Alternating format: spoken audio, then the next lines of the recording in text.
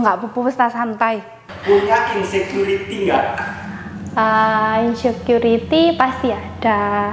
Kan ya namanya apalagi yang cewek. Aku nggak bisa dandan, jadi aku merasa kurang cantik terus gitu. Ya begitulah, insecure. Bentuk badan mungkin. Insecure terhadap wajah misalnya gitu. Karena ada yang lebih cantik atau yang lebih pintar gitu. Sama bentuk tubuh aku, bentuk wajah aku. Karena pengalaman pernah di body shaming sama dosen, sama teman. Bukan dibully sih, lebih ke ada pengalaman gak enak pas kecil. Kalau insecurity itu soal ini pencapaian orang lain, kenapa dia bisa sementara aku nggak bisa gitu. Yang menjadi hal yang saya khawatirkan adalah bisa atau tidak saya melaksanakan suatu pekerjaan itu dengan baik, dan apakah hasil pekerjaan saya itu bisa diterima oleh semua pihak, terutama pihak yang berkaitan dengan apa yang menjadi tugas saya. Itu sebenarnya insekuritas yang sering saya alami. Ketika saya baru bergabung di Express di UKM, saya itu merasa tidak pede dengan hasil yang saya dapat. Terus kondisi seperti apa yang bikin kamu itu ngerasa nyakitin diri sendiri? Ketika hal-hal yang terjadi tapi tidak sesuai ekspektasi.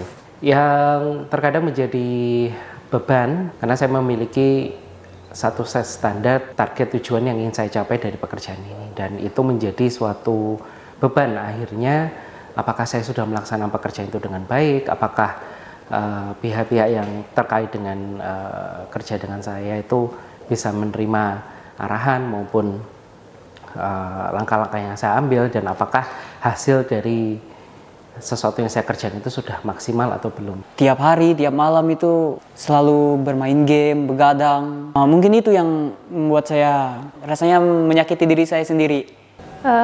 Terlalu overthinking. Overthinking berlebihan. Mungkin kebanyakan mikirin kejauhan gitu. Itu bisa buat salah satunya nafsu makan nggak ada gitu. Kayak tidur juga susah gitu. Di saat insecure tadi, karena kenapa insecure? Kan itu udah ciptaan Tuhan, harus diterima gitu. Situasi di saat saya tuh lebih mementingkan orang lain gitu. Maksa diriku buat bikin orang seneng padahal aku lagi nggak seneng gitu. Selalu mengiyakan padahal kadang nggak bisa iya gitu loh. Jadinya saya lupa untuk bahagia diri sendiri.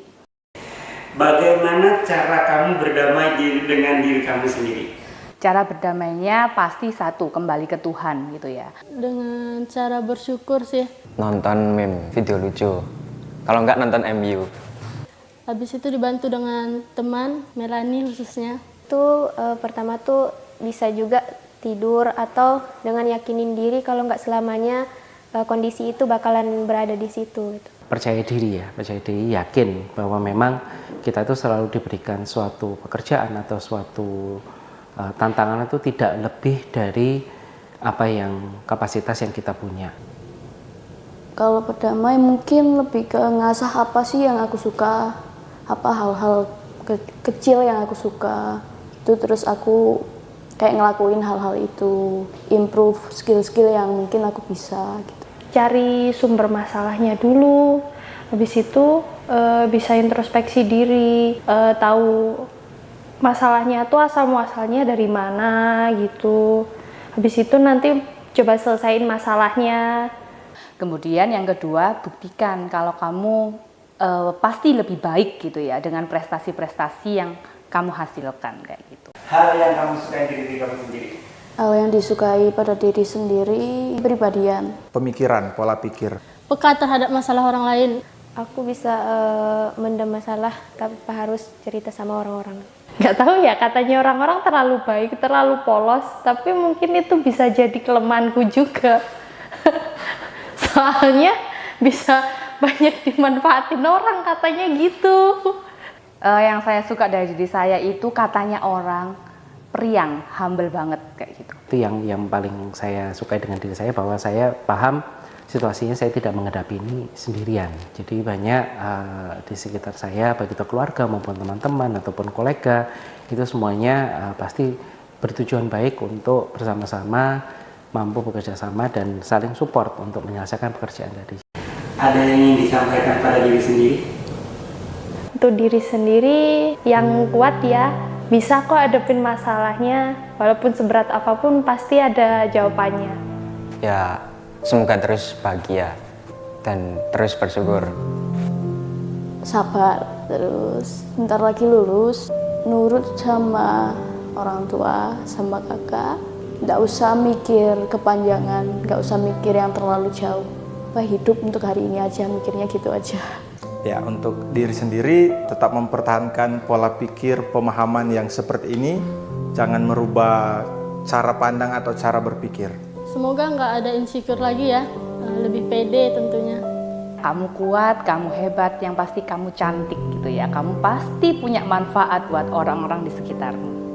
Yang ingin saya sampaikan adalah selalu membuka komunikasi dengan orang, karena itu adalah cara kita untuk menghandle tekanan ataupun stres atau beban yang sedang kita hadapi gitu ya, karena tidak semuanya bisa kita selesaikan sendiri. Jadi harus kita bisa berbagi dengan orang, kemudian saling memperhatikan satu sama lain, karena itu menjadi support system yang kuat untuk kita. Semoga bertahan lebih lama, perjalanan masih panjang, sama semoga terus meyakinkan diri kalau nggak bakalan stuck di situ aja. Terima kasih banyak sih untuk sampai saat ini masih kuat, masih bertahan di kondisi apapun, tidak pernah ngerasa menyerah. Allah nggak bakal ngasih cobaan yang melebihi batas kemampuan manusia.